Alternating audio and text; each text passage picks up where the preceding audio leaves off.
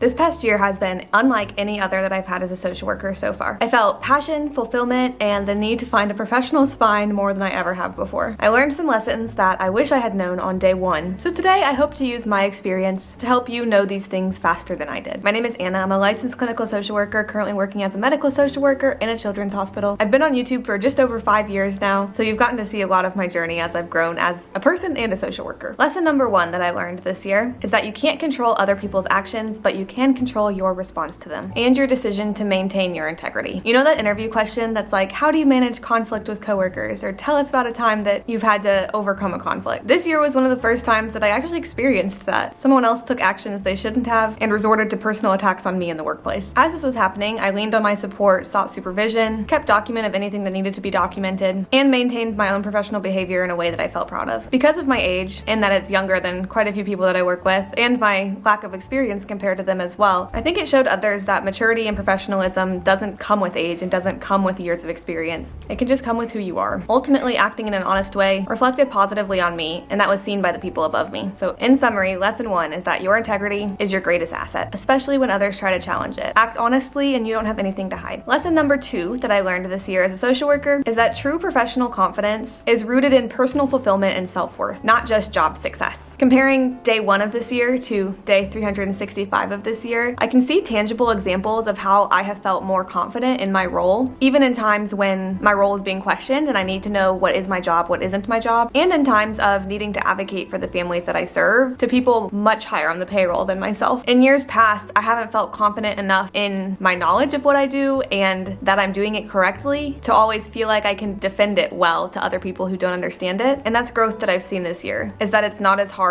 to talk to people in different hierarchies than I am, knowing that we all, for the most part, have a common goal. But this confidence didn't come from anything specifically that I was doing in work. I relate this confidence directly back to just personal fulfillment. I've had a great year this year outside of work. I got married, I took my honeymoon, I had a successful weight loss journey, I got my LCSW, which is professional, but also it feels like a personal achievement as well. I read lots of books, I stayed passionate on YouTube. In the areas outside of work, I was making promises to myself and fulfilling them, which just increased my trust that I had in myself. And that bleeds into the professional world as well, where you walk around with more confidence, you speak with more confidence, and you inherently know that your confidence is real because you are who you think you are. Feeling fulfilled outside of work acts as a shield to any professional setbacks or challenges that may happen, and not putting your identity in who you are at work is much stronger than letting your self-worth and your self-confidence wax and wane depending on what's happening by things outside of your control. In summary, the strength you build to advocate for others comes from the strength that you build for yourself. Never stop investing in the you that has nothing to do with your professional life. You deserve a fulfilling life in all aspects because the positive effects won't just be limited to your personal life. Lesson number three that I learned was that my nonverbal communication and internal state have a profound impact on the highly stressed clients that I serve. Hospital visits, especially with children, are inherently chaotic, stressful, terrifying, anxiety creating. I learned this year that no matter what the task in front of us at hand is, a family I work with will much more remember how they felt by the interaction than what we accomplished in that specific interaction. I really put effort in this year to check my own mental state and how I'm coming across before entering any interaction. If I enter a room high energy, high stress, moving quickly, that may just snowball that state that parent was already in. But no matter what we're talking about, if I can enter a room calmly, speaking slowly, and having a more chill energy about me, then no matter what we're talking about, the person I'm speaking with will likely feel calmer afterwards too. Some practical actions that I take in order to do this is to do a mental self-check whenever I can before I enter an interaction. I purposely speak slowly. I'm someone that if I get excited, I tend to just get more and more rapid in my speech, and so in interactions with families, I take note of speaking slowly and calmly. I focus on breath, keep my heart rate low, I actively listen, and I acknowledge what the people I'm speaking with need in that moment. As social workers, we might not be able to solve every problem, but we can always offer a space of calm. That in and of itself is an intervention. Lesson number four that I learned this year is that caseload crises are cyclical, not consistent. This mindset is vital for emotional survival as a social worker. I have overcome some very hard things this year, things that I don't always talk about in vlogs as they're happening because I can't. I have to process them first. I had a week this year where I lost 4 long-term patients in 1 week, in 7 days. That was in March, if you're curious at looking back into those vlogs. That was really hard, not just from the own personal grief that I was feeling of losing these children, but also because for a while I knew that every single day I was going into work, I was going to be doing one of the hardest parts of my job, which is grief support. That week, it took everything in me to keep showing up up for the people I was serving. And I cannot emphasize just how hard that was. But there have also been weeks this year where things are kind of slow for social workers at the hospital. People are coping. People have re-achieved stability. I've had several periods of days where my consults are just like resource information that I'm giving families that I have resources for to provide to them. I learned that nothing good or bad lasts forever in this field. There is a lot of heaviness, and a lot of social workers will talk about that. There is also a lot of goodness that we get to see as well. And acknowledging that everything is cyclical and that caseload crises are a phase doesn't take away that means that there are periods of time that are really hard and hard to get through. So in order to keep pushing on, for me, something that's important is always just taking a mental debrief and processing through the things that I need to process through. Oftentimes that may be with coworkers, or that may just be in my own brain. I take breaks as needed. For example, that really tough time in March, I was so purposeful about my weekends and about my evenings after work. And I leaned on my support system, both personally, the people around me, and also at work, asking for help when I needed it. I will say one of the hardest parts of my job sometimes is when there are weeks that are filled with the heaviest of things like grief and loss. It can be really hard to handle some more silly consults during that time. But my team, as a team, I feel acknowledges that for everybody and is always willing to step up whenever one of us needs it, knowing that I will always do that for the people around me as well. When you're in the deepest valley of your caseload, remember that it's a wave. It will crest, it will even back out. Hold on, you've got it. Lastly, that I'll talk about today, because I've obviously learned so many lessons this year, but lastly that I'll talk about today is that fear and ignorance paralyze, but knowledge and advocacy empower. I would be amiss to not mention the political climate that has been existing for all but 19 glorious days of 2025. There have been major changes that have been detrimental to the people that we serve as social workers, made by Trump's administration. It is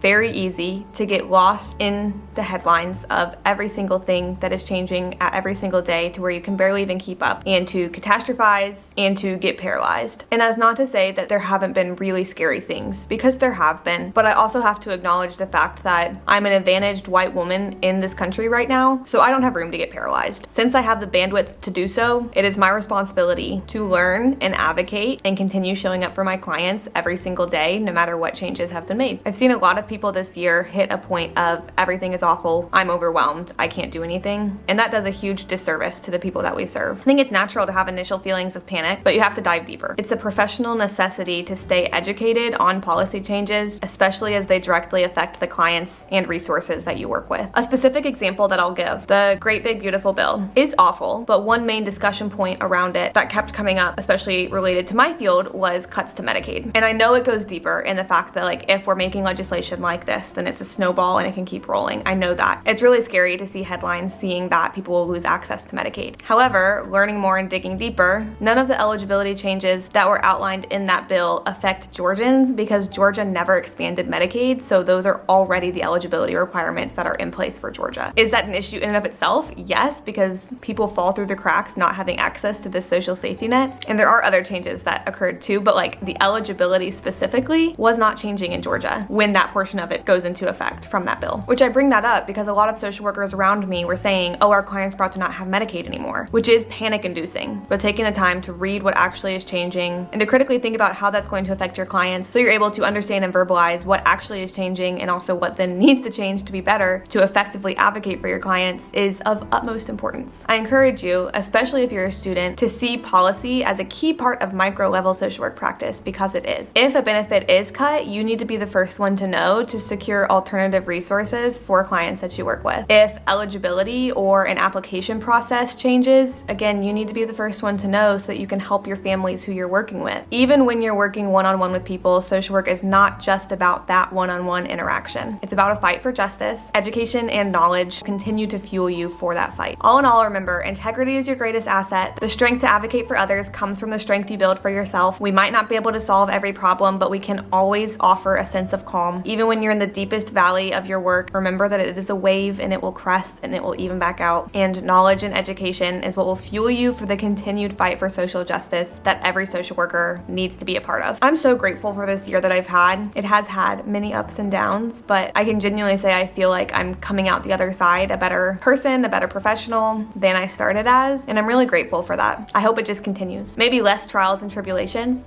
but I hope the growth continues at least. What has been the biggest lesson that you have learned learned this year. If you are a student, I hope this helped. If you are a fellow social worker, keep on going. You've got this. I appreciate you for taking the time to watch. Make sure to subscribe before you go and join my channel memberships to become a bestie. I'll see you next time.